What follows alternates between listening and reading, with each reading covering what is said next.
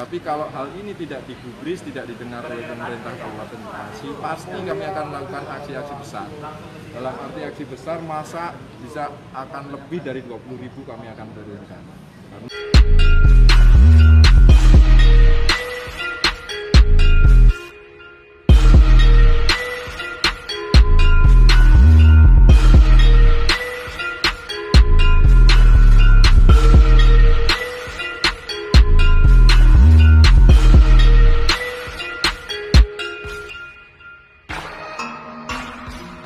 Tentang segera SK-kan UMSK tahun 2020, jadi kami minta kepada Kabupaten Bekasi melalui pemerintah Kabupaten Bekasi untuk membuat surat pada Provinsi Jawa Barat segera buat SK UMSK tahun 2020, dan tadi sudah dipenuhi oleh pemerintah Kabupaten Bekasi.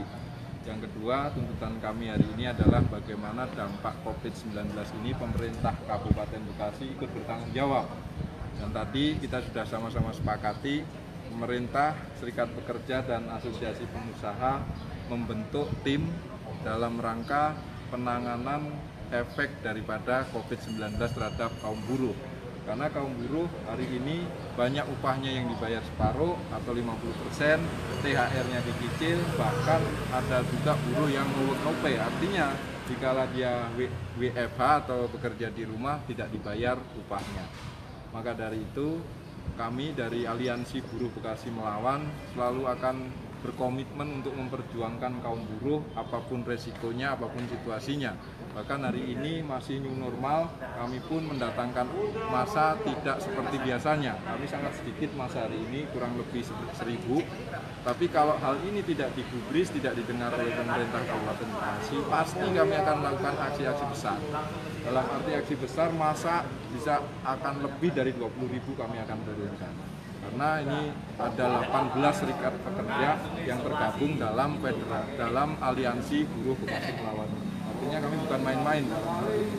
Aliansi Buruh Bekasi Melawan ini akan selalu berkomitmen bagaimana membenahi bersama, karena di Kabupaten Bekasi adalah kawasan industri terbesar se-Asia Tenggara. Kalau buruhnya tidak diperhatikan, jangan salahkan, Aliansi BPM ini akan terus melakukan aksi-aksi di pemerintahan Kabupaten Bekasi. Mungkin itu yang bisa saya sampaikan. Bang, ini demonya udah memenuhi protokol kesehatan belum?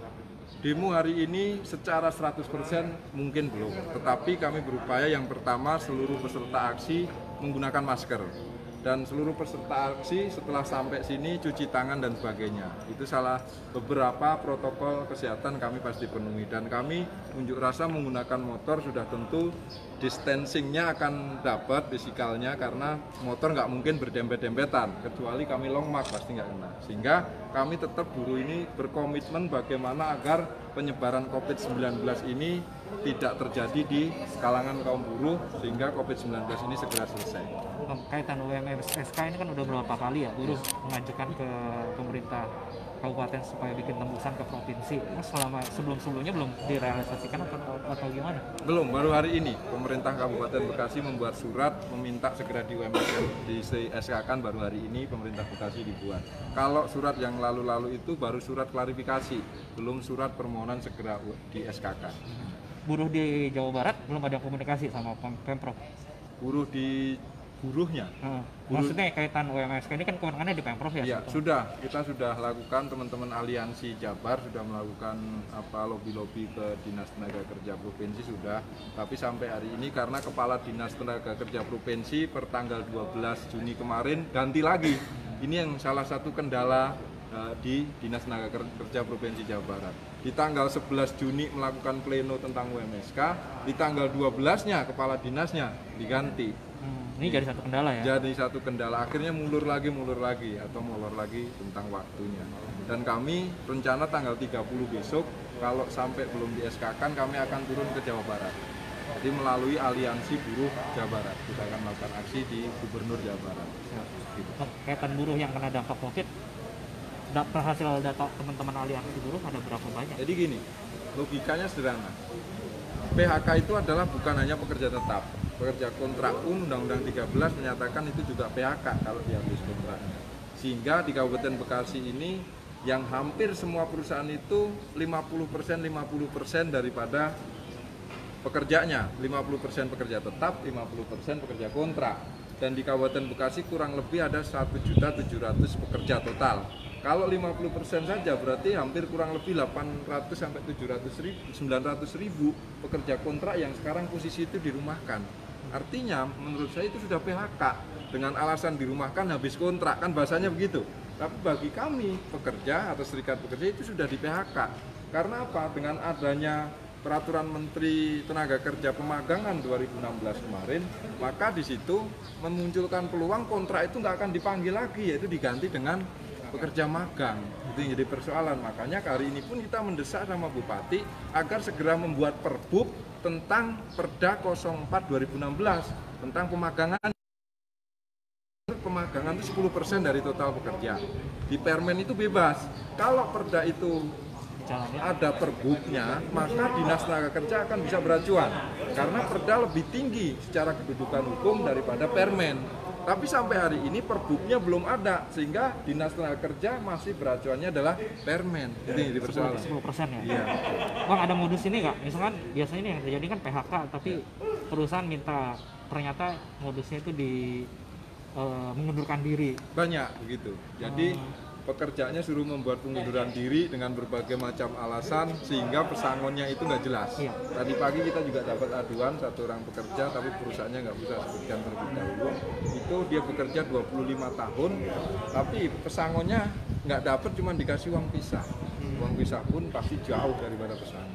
Salah satu modusnya adalah dengan cara dia disuruh membuat surat pengunduran diri. Alasan perusahaan itu kan rata-rata mungkin karena produksi menurun, karena COVID, iya. selalu pandangan dari teman-teman buruh. Jadi gini, di Kabupaten Bekasi rata-rata perusahaan berdiri dari tahun 96. Artinya hampir 25 tahun dia berdiri di sini dengan mengeruk berbagai keuntungan di masing-masing perusahaan. Tetapi setelah kena COVID-19 yang kurang lebih 4 bulan ini, seolah-olah perusahaan itu rugi besar. Inilah sebetulnya kelemahan Undang-Undang 40 2008 tentang 2007 tentang perseroan terbatas, bahwa di perseroan terbatas itu pemisahan harta.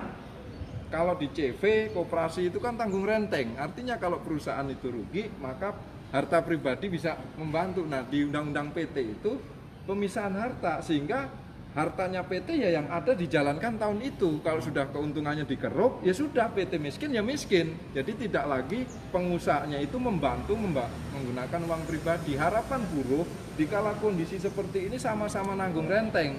Buruh dikurangin upahnya, buruh menerima, tapi pengusaha tidak mau ngeluarin duit pribadinya agar usahanya tetap jalan. Ini yang dipersoalan.